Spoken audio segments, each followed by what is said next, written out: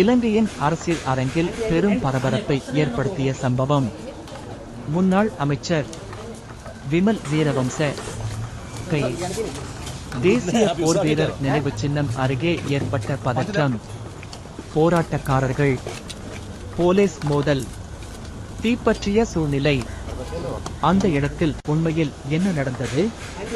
போலீசார் வெளியிட்ட தகவலின்படி பாதுகாப்பு நடவடிக்கைகளுக்கு இடையூறு செய்ததாகவும் சட்ட அமலாக்க நடவடிக்கையை தடுக்க முயன்றதாகவும் விமல் வீரவம்ச மீது குற்றச்சாட்டுகள் முன்வைக்கப்பட்டுள்ளன. ஆனால் இது உண்மையான சட்ட நடவடிக்கையா அல்லது அரசியல் பழிவாங்கலா? இந்த கைது சம்பவம் தற்போது இலங்கை முழுவதும் கடும் விவாதத்தை கிளப்பியுள்ளது. சமூக ஊடகங்கள் முழுவதும் ஒரே பரபரப்பு.